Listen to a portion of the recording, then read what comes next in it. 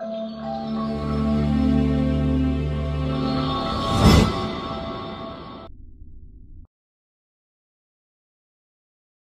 plupart de personnes attendent Noël et la venue de son plus illustré symbole pendant toute l'année.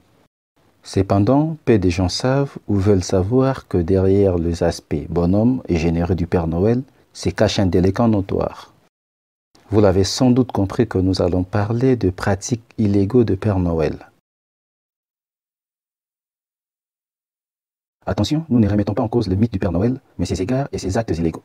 Pour ce faire, il est nécessaire de délimiter un cadre juridique précis. Il serait en effet impossible de remettre en cause les agissements de notre sujet dans le cadre international qui est le sien. Nous nous contenterons donc du droit français. Inutile de reprendre dans cette vidéo l'intégralité de la vie de cet être mythique dont les journaux télévisés et la presse en général se font écho chaque année à la même époque. Rappelons simplement que le Père Noël habite selon toute vraisemblance en Laponie, bien que cette situation soit critiquée par certains États, les États-Unis, la Turquie et le Canada. Quoi qu'il en soit, l'objet de cette vidéo sera de démontrer point par point la culpabilité de ces personnages tant notre esprit républicain ne saurait supporter de telles violations de droits. On verra, les règles juridiques violées ou susceptibles d'être violées par l'homme à la barbe blanche sont nombreuses, ce qui devrait inquiéter chacun de nous, chaque enfant, chaque parent, à la réception de précieux cadeaux florissants au pied du sapin à la date fatidique du 25 décembre. Nous dénonçons de tels agissements et la volonté affichée de nos juges de ne pas sanctionner ces agissements, causant par là même une rupture d'égalité entre citoyens contraire à nos principes républicains. Voici donc les griefs retenus contre le Père Noël. 1. Détention illégale et maltraitance sur animaux. 2. Violation de règles sanitaires relatives à l'importation des rennes. 3. Pilotage d'un aéronef sans brevet ou licence de pilotage et non-immatriculation d'un aéronef. 4. Violation des règles de sécurité aérienne. 5. Violation de domicile. Et enfin 6. Dissimulation volontaire du visage dans l'espace public. Pour la détention illégale et mauvais traitement d'animaux sauvages, le Père Noël est, comme chacun le sait, véhiculé par un traîneau tiré par deux rennes. D'abord unique, puis multiplié par 7, les rennes du Père Noël sont depuis quelques années traditionnellement dénombrées à 8. Or, l'annexe 2 de l'article 1er de l'arrêté du 10 août 2004 fixant les règles générales de fonctionnement des installations d'élevage, d'agrément d'animaux, d'espèces non domestiques, prévoit que le renne fait partie de la liste des espèces non domestiques dont la détention ne peut être autorisée, sauf dérogation accordée pour certaines à titre transitoire.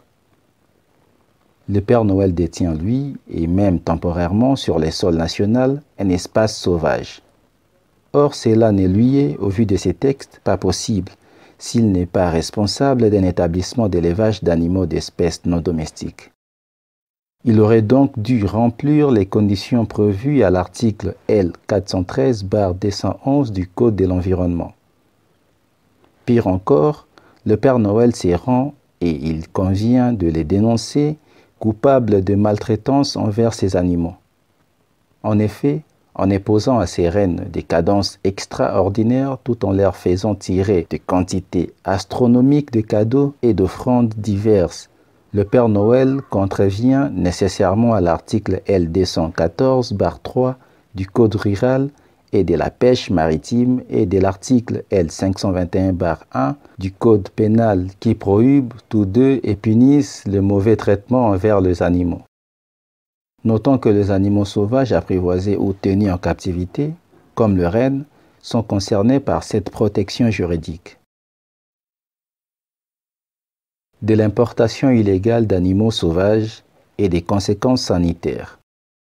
Outre ces graves faits de cruauté, le Père Noël traverse la frontière avec des animaux sauvages. Or, une telle importation est extrêmement réglementée.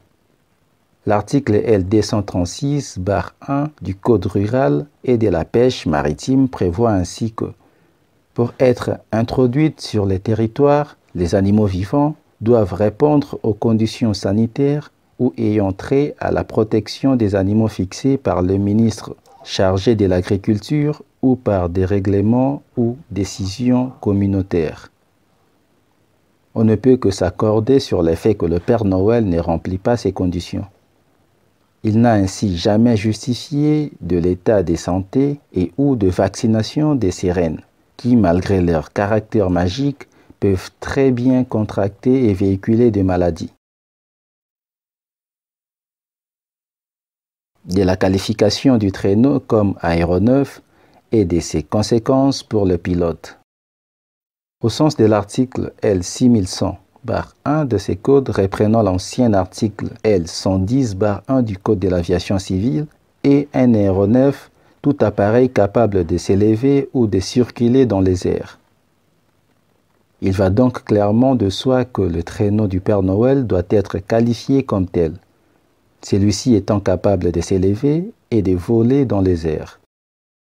Dans ces circonstances, et dès lors qu'un aéronef ne peut circuler que s'il est immatriculé, il revenait au propriétaire du dit traîneau de demander cette immatriculation. Or, aucun document ne prouve cette immatriculation, ce qui rend le Père Noël susceptible de se voir appliquer le peine prévu à l'article L6142-4 du Code des transports. Aussi, notre généreux barbu risque d'1 an d'emprisonnement et 75 000 € d'amende pour avoir mis en service un aéronef sans avoir obtenu un certificat d'immatriculation. De la violation des règles de sécurité aérienne. En outre, le plus étonnant, le Père Noël se rend coupable d'excès de vitesse en l'air. En effet, et sans entrer dans le détail, l'espace aérien est divisé en plusieurs classes correspondant au niveau de rendu du service du contrôle aérien.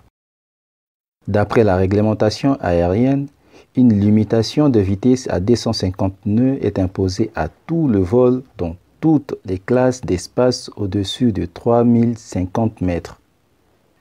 Or, selon l'acception générale, le Père Noël volerait à près de 1046 km par seconde, ce qui dépasse de très loin le niveau maximal autorisé. Du reste, les annexes du Code de l'aviation civile relatives aux règles de l'air et au service de la circulation aérienne, telles qu'introduites par l'arrêté du 3 mars 2006, rappellent que le vol à vue ne sont pas effectués à des vitesses transsoniques et supersoniques. La vitesse de 1046 km par seconde assumée de tels records par le Père Noël est bien plus que supersonique. De la violation de domicile. Ce délit est puni par l'article 226-4 du Code pénal comme l'introduction ou le maintien dans les domiciles d'autrui à l'aide de manœuvres, menaces, voies de fait ou contraintes, hors les cas où la loi le permet. Ce délit est puni d'une peine d'1 an d'emprisonnement et de 15 000 € d'amende. Des jurisprudences constatent le domicile se définit comme le lieu où une personne a son principal établissement ou le lieu qu'elle y habite ou non, où elle a le droit de sédir chez elle, quel que soit le titre juridique de son occupation et l'affectation donnée aux locaux. Cette définition ne fait pas débat au vu des pratiques du Père Noël qui pénètre dans le logement des gens pour leur fournir des cadeaux et présents. De l'illégalité commise au regard de la tenue du Père Noël. Outre la question de la violation de domicile, et à l'opposé, le Père Noël peut se rendre coupable de contravention de dissimulation volontaire du visage dans l'espace public. L'accoutrement de celui-ci ne permet en effet pas de voir son visage, la barbe, l'écharpe et les bonnets s'y opposant. Or, la loi numéro 2010/1192 du 11 octobre 2010 interdisant la dissimulation du visage dans l'espace public prévoit que nul ne peut, dans l'espace public, porter une tenue destinée à dissimuler son visage. Nous constatons donc que, loin d'être un ange, le Père Noël est un délinquant notoire. Vous l'avez vu point par point, les nombreuses illégalités dont celui-ci peut, à l'occasion de son activité professionnelle, se rendre coupable. Cette vidéo est l'illustration de l'extrait de l'article de Morgan Reynaud intitulé « La déconstruction juridique d'un mythe, les poursuites du Père Noël ». Vous trouverez dans la description de la vidéo les liens pour lire l'intégralité de l'article. Cette vidéo est notre façon de vous souhaiter joyeux Noël. Dites-nous dans les commentaires si elle vous a plu. N'oubliez surtout pas de la liker et de la partager avec votre entourage. Abonnez-vous à notre chaîne si cela n'a pas encore été fait. Bonne année à toutes et à tous et à la prochaine.